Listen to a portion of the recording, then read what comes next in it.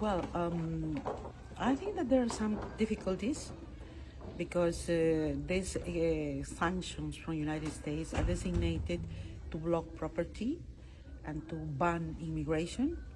And essentially, they're intended to block our accounts, bank accounts, not only in the United States, which for me is not of no significance, but also in Europe. But the thing is that in Europe, the accounts we have are in European banks that normally should work independently from any policy from the United States. So at the beginning, I was called from the bank, I wouldn't say the name now, to announce me that they were canceling my credit card and that I couldn't move any bank account in dollars. I couldn't touch it because they are like kind of freeze. Well, and then we discovered that I couldn't make even an Uber. I couldn't ask even an Uber meal or an Uber taxi. I couldn't use Western Union, where normally I send money to my country for the maintenance of my house. Simply, Western Union has frozen my money without any explanation.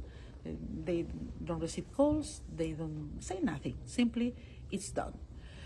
But the most interesting thing or terrible thing here is that the sanctions are not only against us, the judges, for our job, but against our families.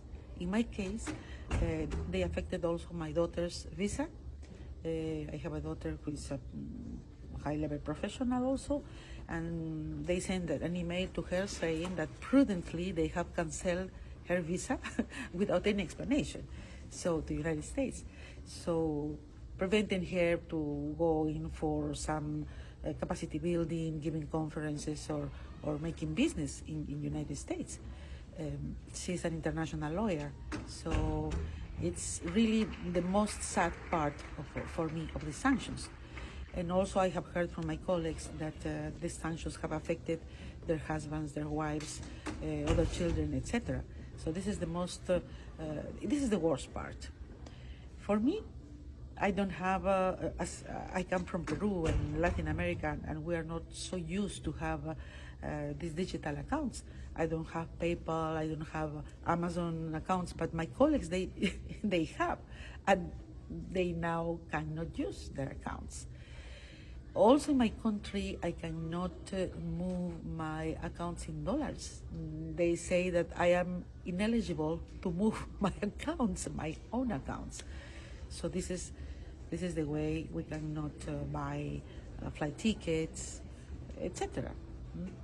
Just to highlight that why the judges now and this court is not deterred, because at least in my case, and I think that I am speaking for my colleagues, we don't think, at least me, I am not here because I need the job. I'm not here because I need the money. I'm here because I feel that I have a mission for humanity. The work of the International Criminal Court is for humanity, as Nelson Mandela said.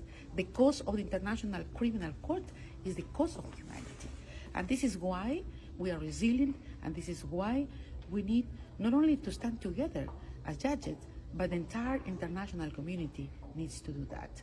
Because as such, we are working also, as always, for peace and global security. But still, I am Latin American, still I am Peruvian. So we are very resourceful people in my country. So I'm having my strategies, which I won't reveal.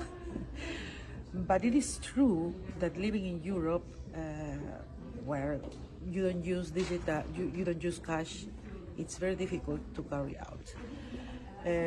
But none of this have or deterred us as judges, because those sanctions are designated to attack our independence as judges, and we are not giving up our independence. As judges, we are more united than ever, and we are carrying out our daily functions with the best of our abilities. Although it has impacted the court, the personnel, morale, and etc. But now we are doing well.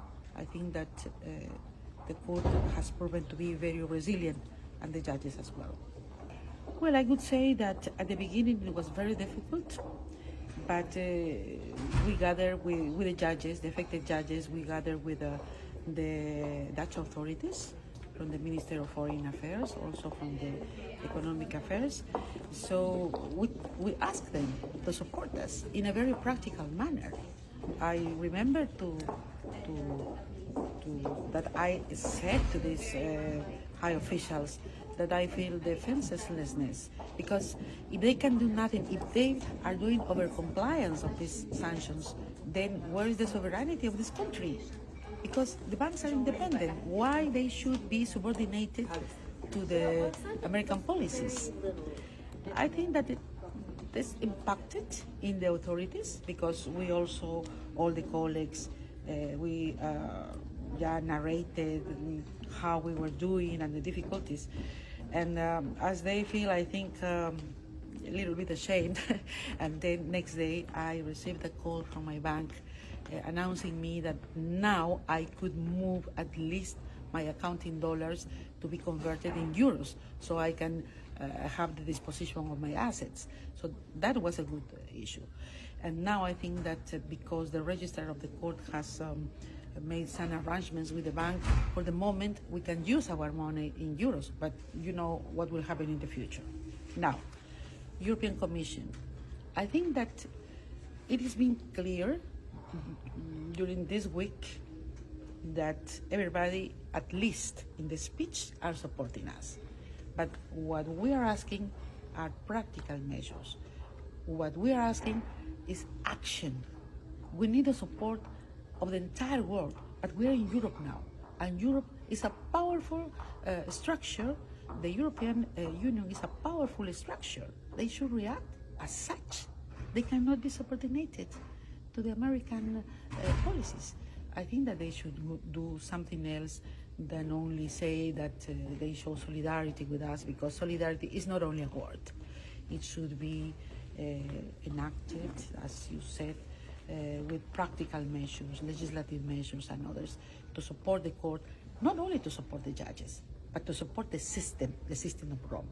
Because with these sanctions, which is affected, it's not only the judges, we are just individuals, we are just persons. Probably we will be gone in the next years, but they want to affect the system of Rome, the system of the court, where we deliver justice for the victims, the most defenselessness and vulnerable victims who nobody listens. So they are the affected ones with this.